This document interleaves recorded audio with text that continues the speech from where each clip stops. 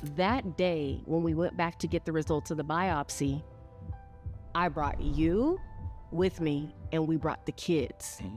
And I'm Wonder Woman. So you're like, you want me to go in with you? Like, nah, I'm good. I'm gonna go in by myself. Facts, yes. When she told me, she was like, hey, do you have anybody with you? I was like, I don't need anybody with me. I'm good. What's up? She was like, I think you need to call somebody. And in that moment, I think about you. It's breast cancer. And not only is it breast cancer, but it's triple negative breast cancer, the most aggressive form. I always felt like I could have done and should have done better in so many ways. And I'm sorry. Because it was hard, man. I had no idea. I thank God for our foundation in Christ and what He prepared us for.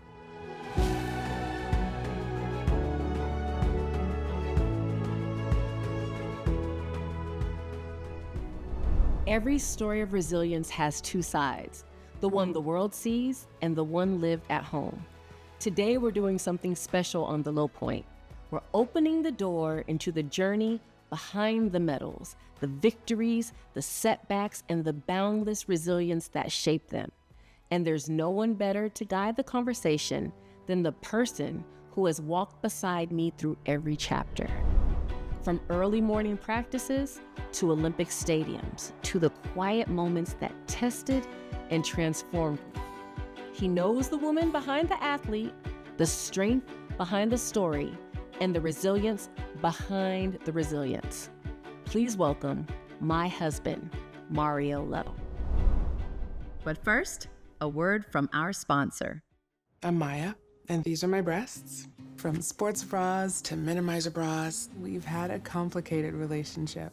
And then I found a lump, breast cancer.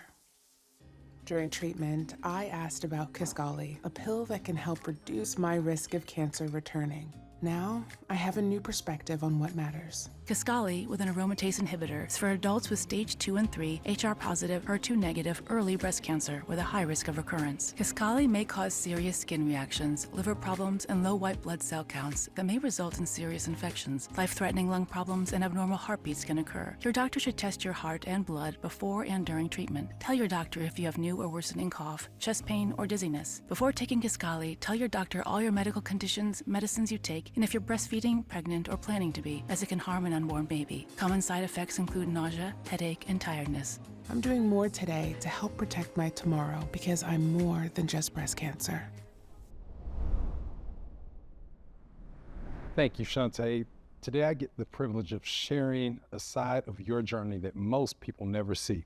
The heart, the discipline, the faith, and the fire that have carried you from your beginnings to every breakthrough you've ever had. Let's talk about the story behind the story. Chaunté, when people see you, they see the Olympian. Mm-hmm. But who was the little girl behind all of that? What did she long for? What did she fear? What lit her up? I think like when I was young, I was just a curious little kid. So I've talked before about being inspired to become an Olympian when I was watching the 1988 Olympics. Don't do the math. I'm a little old, a little long in the tooth, but I remember watching FloJo and seeing her, like I'd never seen anybody like her. So she's running down the track with this long hair. She has her nails painted red, white, and blue. And then like, she's kind of muscular and buff, but like this, it's like a powerful warrior. Mm-hmm. And so as soon as I saw her get on the track. I saw her get in her starting blocks. I saw her dominate and win race after race after race. And I remember when she won her first race at the Olympics, our windows were open. I'm sitting on the ground and I hear cheers even outside of our apartment building. So I understood at that moment, she galvanized a community, like everybody was watching. And the way that she commanded, I guess, our country, and the way that everybody was impressed with her, I was like, man, like I want that. Like I want to be like FloJo. And that same little girl, like I dreamed big. Nobody ever told me I couldn't do something. So 1980, like 88, around that time, like we're having the space launches. So I want to be an astronaut. Then Michael Jackson's like at the height of like his bad era. So I'm like, oh yeah, I'm gonna marry him. But you know, I found you first. So.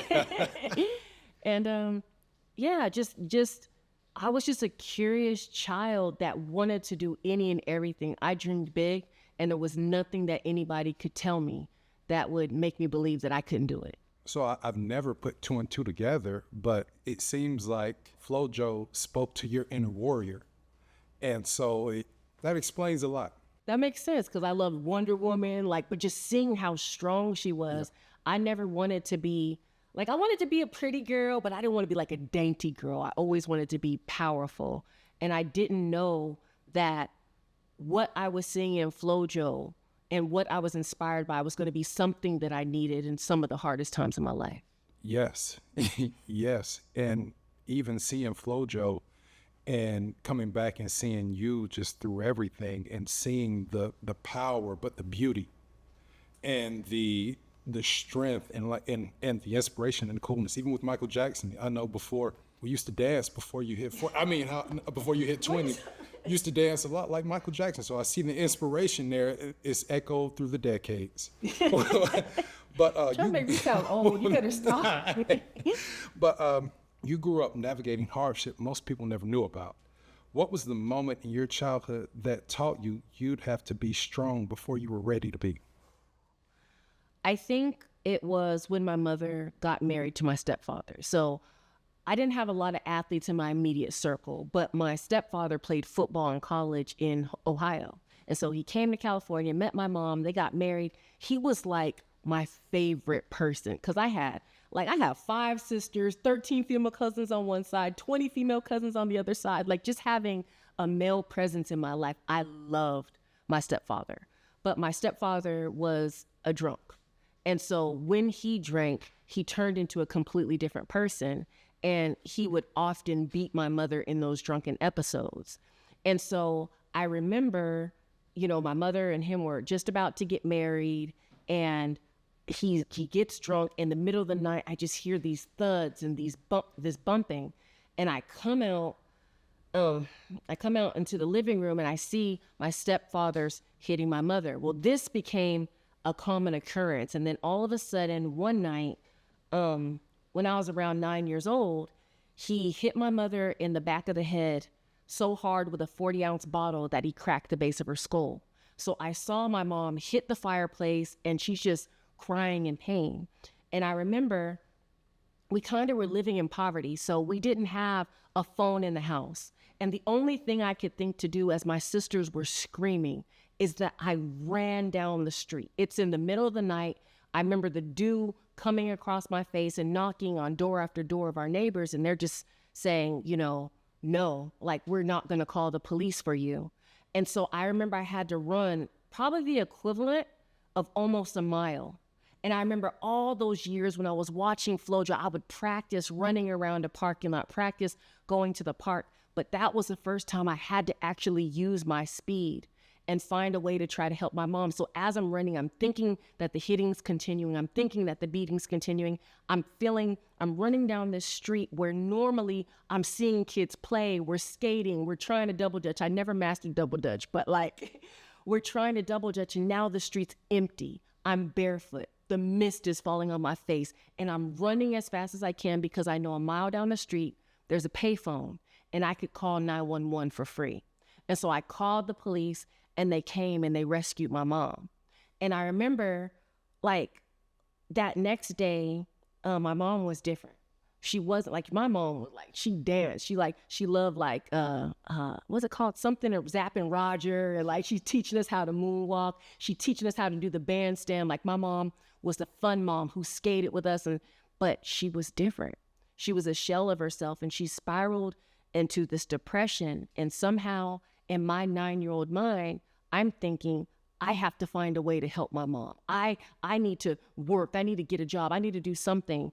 And as she spiraled into this depression, she stopped going to work. She lost her job, and she started sending us away to go live with different family members. She encouraged me to not give up on my dream. I go to a track meet. I run the best 400 I've run of my life. I come back to tell my mother about this race, and I noticed that there's a lot of our belongings out on the front, the front lawn. And I'm like, okay, are we having a yard sale? What's going on?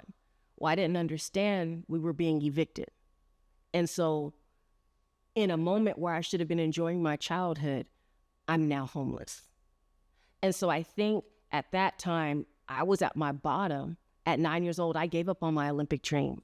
9-year-old Chaunté was like, I don't get to dream like this. What was I thinking? And I gave up on my dream in that moment. I think one thing I've never put together either, it's like, because we've had so many conversations about this, is that your mom actually picked the good dude.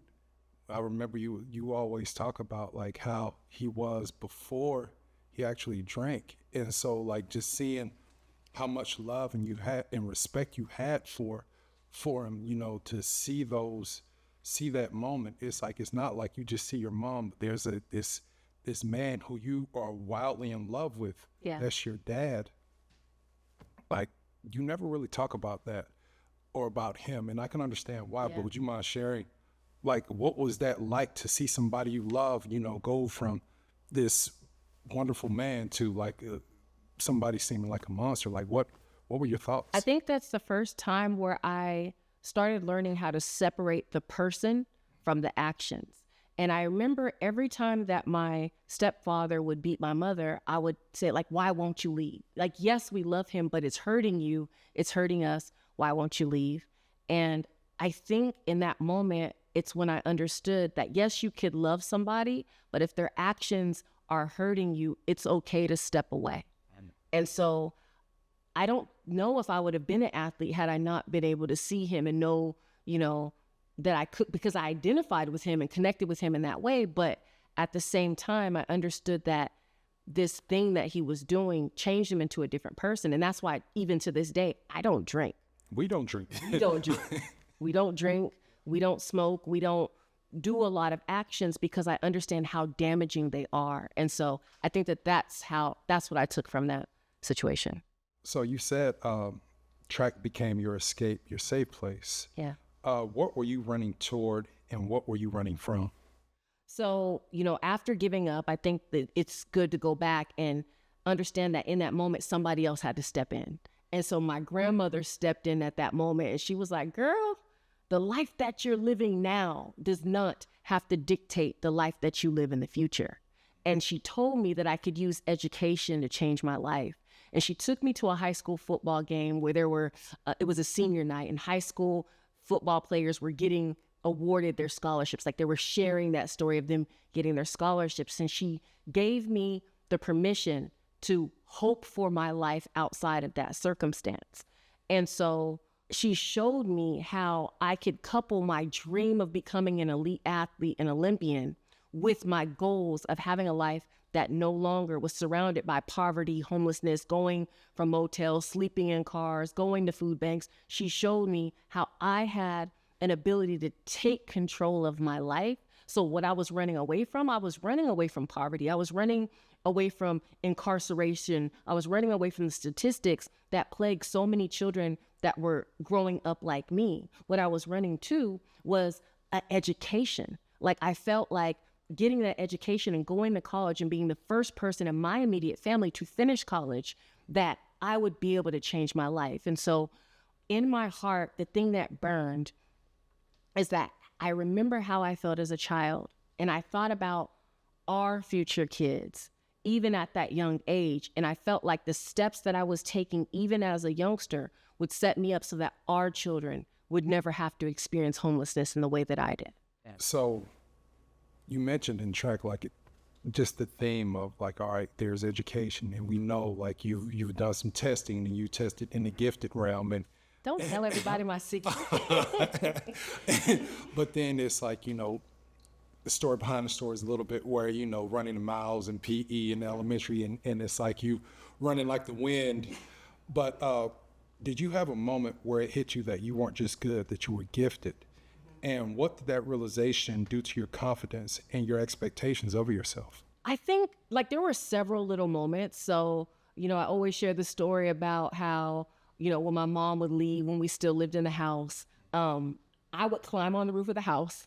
I would look down the street. My mother drove a red punch buggy, you know. I was standing on the roof. I'm looking, and if my mom drives her car past the street, then I know that she's going to work. She hasn't forgotten anything. She's not coming back. I'd jump off the roof of the house. I'd yell to all the kids in the neighborhood, like, she's gone. And I mean, kids from all over the neighborhood would come from their houses with their shoes on, right? As we drag our mattresses out on the front lawn. My sister plays the song, crisscross will make you jump, jump. So she's playing the song. I'm jumping on the mattress. All the kids in the neighborhood are jumping on the mattress. But you get like 8 to 10 kids, maybe more, jumping on the mattress. I get pushed off. But like the music was like way too good. So I'm still jumping, I'm still dancing, and I'm looking, and I could tell that I'm still head and shoulders over the other kids. So that's the first time that I understood that I had a gift for jumping. But then let's take it a little bit further. Like, I didn't just like running.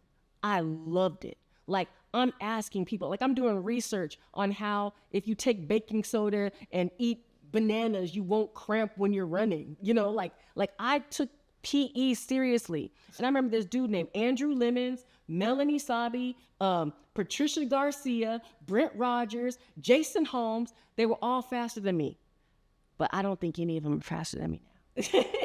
But like I'm putting targets, like I wanted to be the fastest. I wanted to be the best. And it was just something that I ate, slept, breathed. And so I knew that that wasn't normal because kids have, you know, their obsessions, like the Ninja Turtles back in the day or basketball, you know. But for me, it was running, and I wanted to be faster than everyone. I wanted to jump higher than everyone.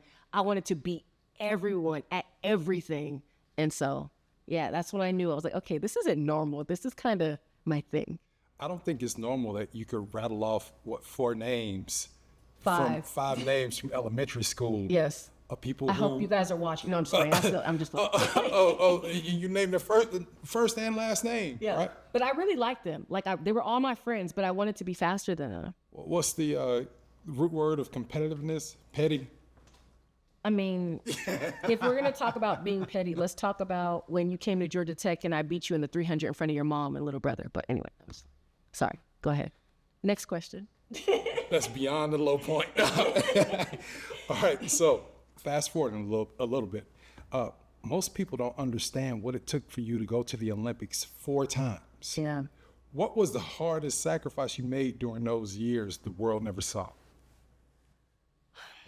Okay, so for people that don't understand, I think that a lot of people think like the Olympics is every year or every other year. Like other sports, you have your main championships every year. You get to go after that title every year. With the Olympics, we're going every 4 years. So going to the Olympics 4 times means that it's 16 years of training and preparation that goes into being able to do that. Well, I am one of the 2 or 3, I think there might be a third one now, Olympian who was a mother of 3 while also going to 4 Olympic Games. So in 2004, I was a sophomore in college when I went to my first Olympic Games. 2008, we had a nursing 12-month-old when I competed in the Beijing Olympics in the rain.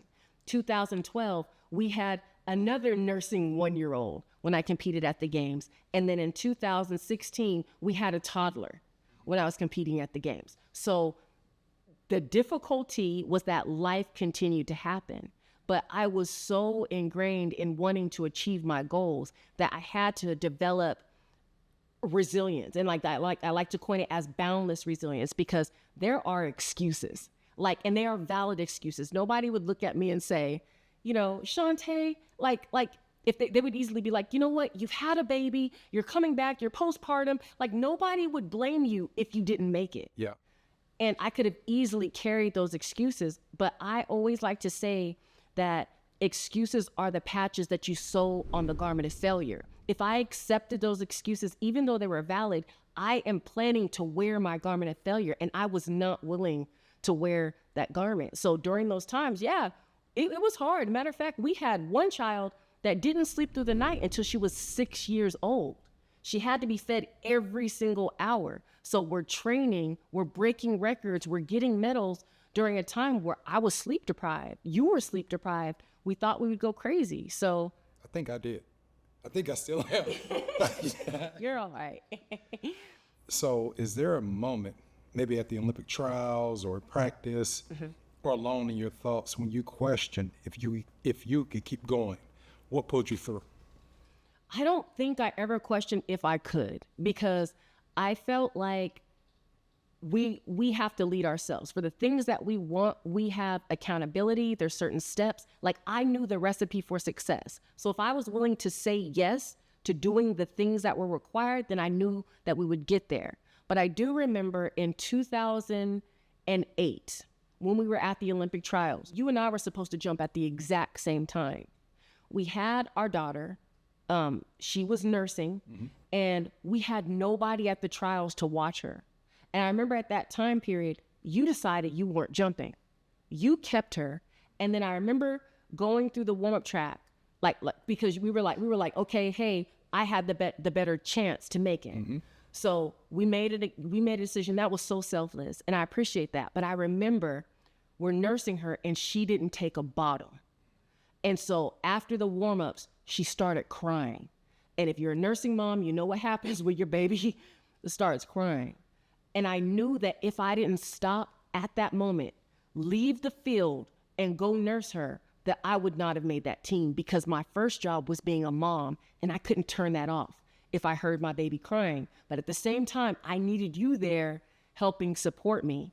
And so we got a special permission. I left. I nursed her in the practice track, and then I came back and I won the Olympic trials. And people don't know that is the Olympics that I got the medal from. Yeah. I think one thing I've tried to pry this out of you, and I think it shows the difference. Like, in my mind, I love to think, you know, if I never got hurt, I have all this talent in the world, I can go out there and get a world championship medal. But in how you think, there could be a book about the point to where it's like, I told myself that I'm going to do this. It's not, and nothing is going to stop me. Where, you know, you'll tell me, Mario, don't let the tired man win at 5 a.m. I do. And that tired man is strong. It's like, I do. But to be able, it's like you're coming back from a baby. You're having to do things that have not been done before. And in our sport, in your event and our sport, on top of, it's like, man, you're sleep deprived. Yeah.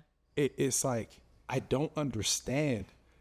How can you say, well, I'm gonna do it, and you did it every day? Like, I don't, can you articulate that? Yeah, I think it goes, I like that. It goes into what I do tell you. It's like, we were both trying to get up and work out in the morning. And I say you only have to beat the tired man, because the tired man's going to tell you to hit the alarm one more time. It's going to tell you to roll over. It's going to tell you 5 more minutes.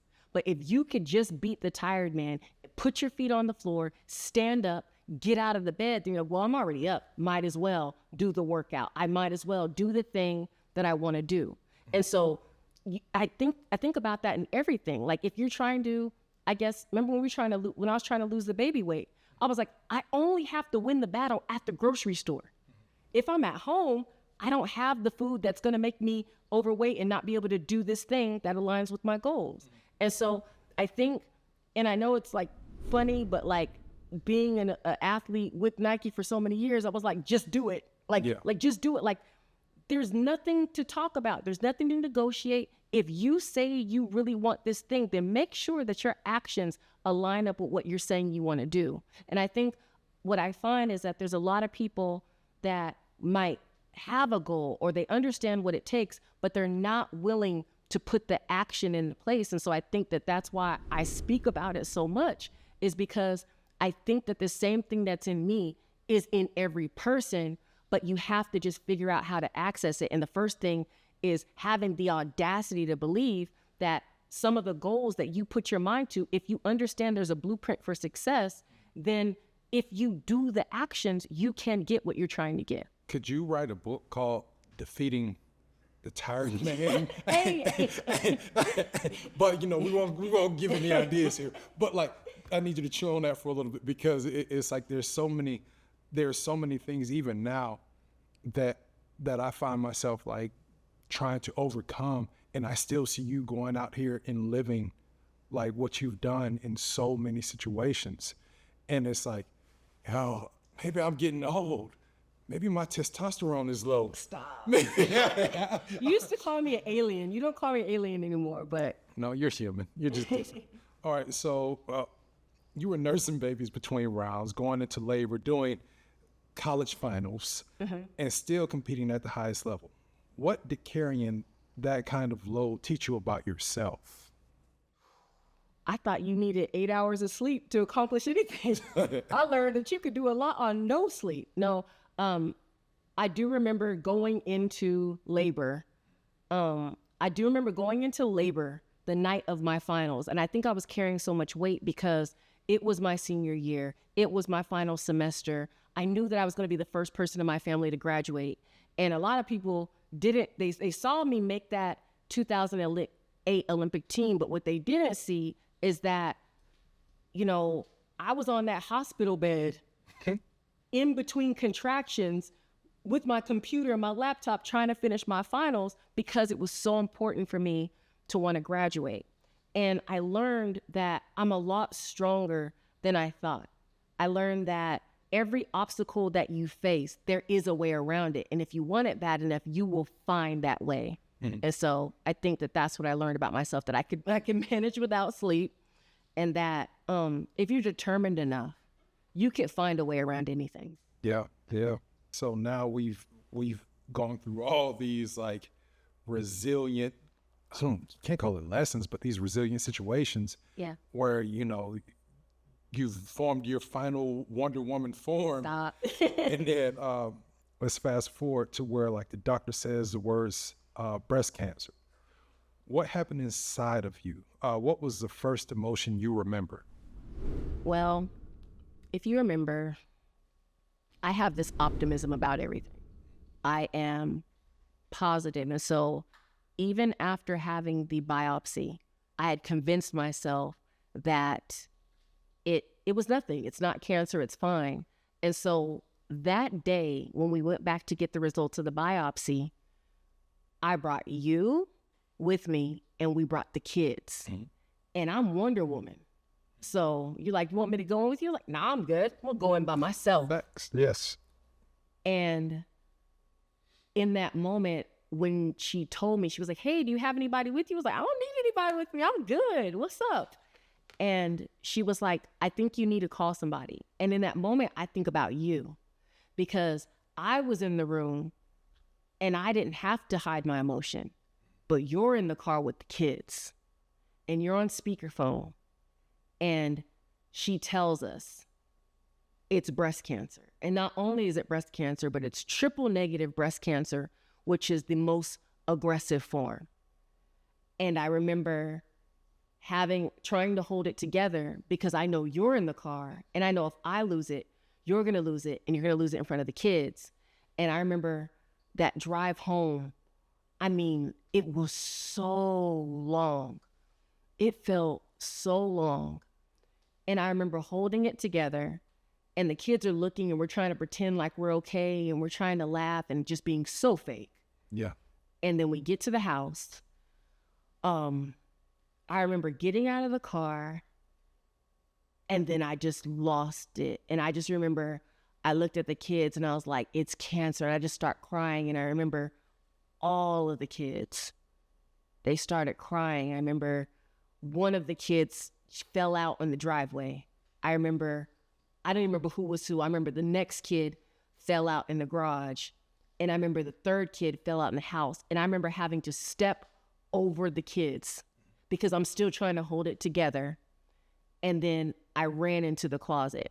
And I remember crying and I remember looking at you and I remember apologizing and telling you that I'm going to leave you with our kids, that I'm not going to be able to walk through life with you, because up to that point, hearing a cancer diagnosis, I'm thinking, that's it. And you lost it at that moment. But then you stopped. And you were like, no, forget that. You're Wonder Woman. It's time to fight. You've been a fighter your whole life. It's time to fight. And I'm like, this dude's crazy. But then, like, I looked in your eyes and I realized how serious you were. Like, you weren't playing. You have seen me through all of those moments, through all of those stories, through all of those things, all of the impossibles that we made possible. And I think you snapped me out of it. And you're like, okay, all right, okay, we're about to fight. Matter of fact, ain't no other woman ever gonna live in my house. So, and I'm not coming back to haunt you. So let's make sure, yes, let's do this thing. Let's fight. And so you snapped me back into it, into a way where I started handling the cancer diagnosis as I would going to an Olympics after maternity. Who's on our team? What do we need to do? Who's done it successfully? How could I follow in their path? Who is the best doctor? Because I don't just want a doctor. I want the best doctor. Now all that competitiveness is kind of kicking in. And it's like, okay, yeah, we got this. What do we got to do? Let's do it. Yeah. So during treatment, you still tried to show up as a mom, as a wife, and as Chaunté. What was the moment you finally allowed yourself to be vulnerable and say, I need help? I remember I was homeschooling Jasmine, and you were working, and after chemo, I was just so tired. Like, there would be stretches where I would sleep for 18 hours. Mm-hmm. And I realized that, like, I'm trying to cook healthy foods. I'm trying to, clean, and, like, I'm trying to be her teacher. And, like, because I understood the value of education, I realized that I wasn't doing her a service because I couldn't, like, I was falling asleep and I couldn't do it. And I didn't like that because I've always been able to do everything. Like, I couldn't do it. And I went up to a private school that was near the house, and I was just crying, and I just asked them, I said, I need help. I remember, and I don't think I ever said that before. And I remember big old giant guy, big old bear, he started crying and he said, we can help you. Yeah. And I think sometimes being strong is understanding where you're weak and where you could allow somebody else to pick up the slack and help you out. And so I think that's the moment where I realized that I needed help. Thinking about that time too, it's like as a husband looking at his Wonder Woman and their little, ragtag kids running around, it's like, how do you hold something together because there's no playbook? Yeah. It's like, I try to be a chef and cook for you and and burn broccoli. And it's like, it was a weird position to see you in just in that mindset, and just that balance of trying to stay. It's like, how do you stay positive, and how do you, like, because you didn't want to be treated differently. I remember the video you made. If you get tired, get up out the bed. I was like, look, man, you need to get some rest. But then it's like, it was such a fine dance of, like, man, how do you treat Wonder Woman? And I will go on record and say it. After, you say hindsight is 20/20. Mm-hmm. I always felt like I could have done and should have done better in so many ways, and I'm sorry. Stop. Y'all got that? So it's on record. Yeah, it's on record because it was hard, man. I had no idea. Husbands or spouses, like, need support groups because it's like, you don't know how to see your spouse. And I thank God for our foundation in Christ and what he prepared us for, but it in true form of what I've learned from you over the years, and just that transparent, vulnerable assessment of, it's like, man, how can I be there for my wife? How can I be there for my kids in a time where they need me? And it's like, it's like, looking back at that time period, it's like, dang, man, there are things I wish I could have done differently.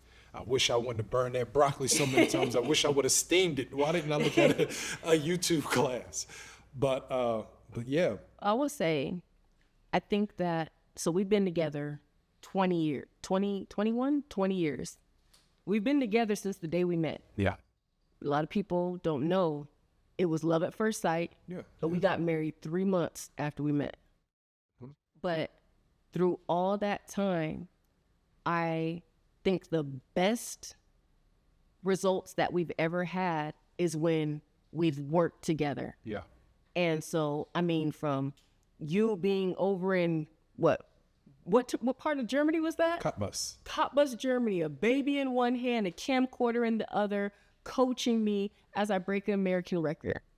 You have been there and you've been a rock and you've been a solid staple for our family. And so, yeah, it might have looked different, but I don't think, like you said, there's not a playbook. And because of what we went through, we could help so many other people that are going through it.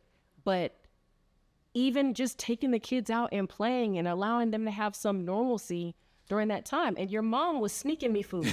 So you don't have to worry about that. I was eating. That's good. That's good. And like, even through that life, because, you know, we watched Love and Basketball. I hated that movie because, you know, the star of the movie, he got the girl, but he tore his ACL, and, you know, he ended up being Mr. Mom. And I remember being in college watching that movie like, this is the worst. But as as we got married, and before I tore my ACL and after I tore my ACL, it's like in that time I got to sit back and look at you, and through a lot of prayer, and it's like God has shown me so much about you, and he's shown us how we fit together, where there's not really a role of support, it's a role of function. Yeah. And it's like, how can my hand get mad at my eyes and say, look, I need you to pick this up? Yeah. It's like, well, you're the hand, bro. Like, you work your job and let me be 20/20. Yeah. And so as I started learning, like, my function and your function and how we could come together, life started getting a little bit easier. Yeah. I think we complement each other very well. Yeah. I think that in areas where I'm strong, or where I'm weak, you're strong. Areas where you're weak, I'm strong. And so as long as we're working and functioning together, then we're like a solid. But you know, I'm hard-headed and No. ADHD, and I wander off real fast. but so now, like, not just during, you know, you just didn't have chemo, but you also decided to train for the Olympics while going through chemo. And, you know, for a lot of people, that's something unheard of again. And so what did that fight reveal about your faith, your identity, and your purpose? I ended up having a double mastectomy, reconstruction. I had a port placed in. I had lymph nodes taken out.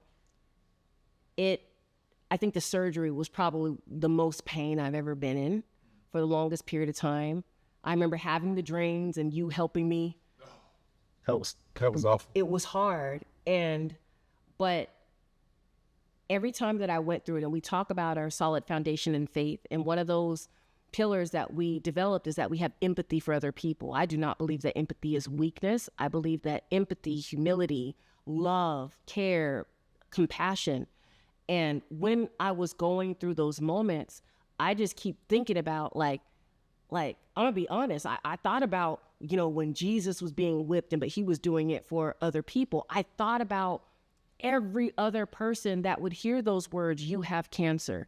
Every other person that would have a husband and wife that have to drain the drains or have to sit there through treatment. I thought about those people. And in the field that I was working in, I didn't feel like I had the reach to be able to help people at that time. The only thing that I knew how to do and how to reach as many people as possible is to get back in front of the cameras. I understood that the Olympic Games, yes, we love the stories. Yes, we love the opportunity to cheer on our team, but every athlete gets an opportunity to do something good. And so I understood that there's a media conglomerate that follows the Olympic Games. I understood that by training some way I can get in front of the camera. Maybe somebody else wouldn't have to go through the pain that we did, or maybe somebody who is battling cancer might find it at an earlier stage. Maybe somebody would get checked because they heard what happened to me, and maybe it would save somebody's life. So for me, it felt like if that's the thing I know how to do. I know how to run, I know how to jump, I know how to make Olympic teams through adversity. And so as I'm going through that, as I'm training, I think that, so what a lot of people don't know, let's back up a little bit. I went to 4 Olympic Games. I got no medal at those games. But after the 2016 games, we find out that when 8 years earlier, 3 people who placed in front of me when I placed 6th cheated. So because of that, I was able to go back and they retroactively gave me the Olympic bronze medal. And I mean, in that moment, that was the happiest moment of my life. Being able to wear Olympic medal while representing my country. But when I was going through that cancer journey, I could have cared less about a medal. I was not trying to go back to the Olympics to get a medal. The goal to me was getting in front of a camera, sharing my story, and I started finding purpose and passion in the midst of that pain. After everything you've experienced, you have your childhood trauma, your Olympic pressure, motherhood, the C word. When did you look in the mirror and realize, I'm not who I was before, I'm stronger? I think it was when we were shaving my head. I shaved your head a lot of times. Got to keep it looking good. But when we were shaving my head, you remember I broke down. I cried because like I had loved my hair. Like I had went through all the things, the hot comb burns, the perms, the thinning edges, and got my hair back to the point where I loved it. It was long, it was healthy, and I'm shaving my hair off and I'm just crying. But then I keep shaving, and by the end of it, I'm looking in the mirror like, ooh, this girl look good. She look like a Wakanda warrior. And I remember like something that I thought was gonna be the most devastating identity thrashing moment of my life was one of the most empowering moments, because I realized it wasn't the exterior, it wasn't the hair, it was who I was as a person, the integrity, the heart, the compassion, the love for you, for my kids. Like, that's who I was. And by being vulnerable and sharing that moment online in front of people, I felt like I might have given them strength in one of their weakest moments. And so I realized that I was different. I was stronger. And I think probably my whole entire life, I've seen people that have struggled through cancer. And so like that was a fear of mine. And so to have to face my deepest secret fear head on and find the will to fight in the midst of that and inspire others, yeah, I knew that I was different. So what belief about yourself did you have to let go of to become the woman you are today? I think that you have to be perfect. I think that you always have to win. You always have to get it right the first time. One thing that people don't know about the high jump is that after every single jump, like every single competition ends in a loss. The competition is over when the bar wins. You keep raising the bar until the bar wins. But there's something that happens every single time after that bar drops for the last time.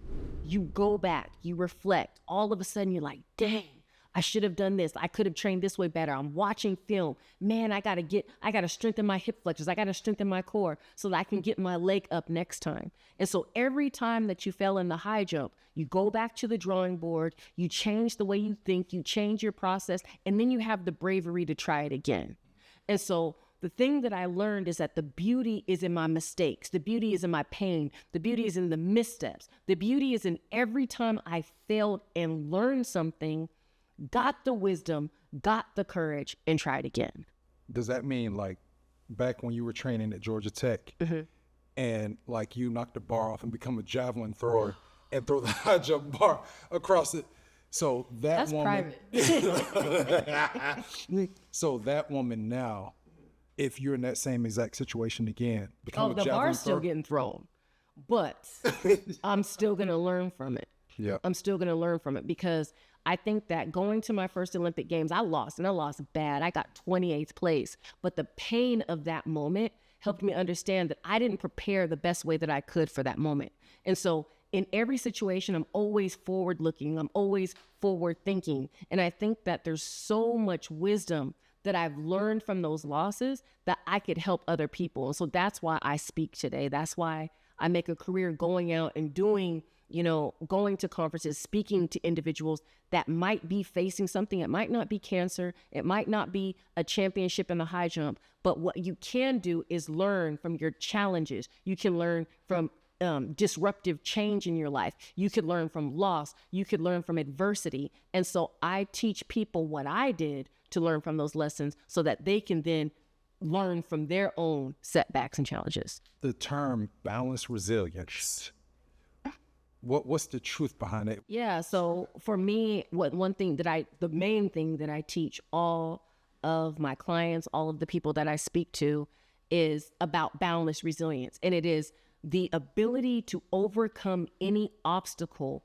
and find a way to thrive even in some of the most challenging times by learning from setbacks, by hoping forward, by refining yourself constantly, by allowing the people in your life to be the iron that sharpens your iron. That's what I teach. And so, yeah, that's what boundless resilience is to me. It's a champion's mindset. So we've had a lot of low points in the seasons of our life where we could barely breathe. Mm-hmm. What was the hardest part of trying to be everything, like a wife, a mom, an Olympian, a speaker, a student? I think my low point was when I thought that my life would end and that I wouldn't be able to do those things. I think that that's probably what gave me the mindset that we have value in each and every day, and we have to make every single day count. And I remember we did a video and you were like, every single step counts. R-I-O, real. But it's true. Every single step counts. Every single day counts. I want to make sure that when I take my last breath, I want to be exhausted because I've done every single thing. I've turned over every stone. I've left nothing unsaid, nothing undone. And so I think that my low point has taught me that there's value in every single day and we have to make it count. Wow. So when our children look back at your journey, what do you hope they inherit from your resilience? I think that when our children look at me, I still want them to see me as Superman, but I want them to see us as one. I want them to understand that they do not have to be the strongest, but that through companionship, through partnership, through just finding your fit, and it's okay to have weak parts to yourself, but when you have weak parts, find somebody who's strong in that, and also for somebody else where they're weak, be the strength for them. And so I want to thank you so much for taking the time to interview me today. This has been different. It's the Lowe Point squared today. Yeah. You did a fantastic job. And so thank you so much for being my partner, my friend, my boo thing, and also co-host today on the Lowe Point. What a wonderful conversation with Mario. See, I believe that your beginnings don't define you. They prepare you. Even the hardest childhood moments can plant seeds of strength. We talked about how strength is built in the shadows long before it shines in the spotlight. The world saw the medals, but the resilience was formed in private. I believe that you can carry dreams and responsibilities and still rise under both. Motherhood made me stronger, not smaller. We talked about how faith is what holds you when your body and mind feel weak. When life breaks you down, your strength is found when you decide to rise anyway. Reinvention is survival. every setback required me to become a new version of myself. And finally, we learned that legacy is not your achievements, it's your becoming. Who you become through the battle ignites someone else's hope. I'm so happy that you decided to join Mario and I on the Lowe Point.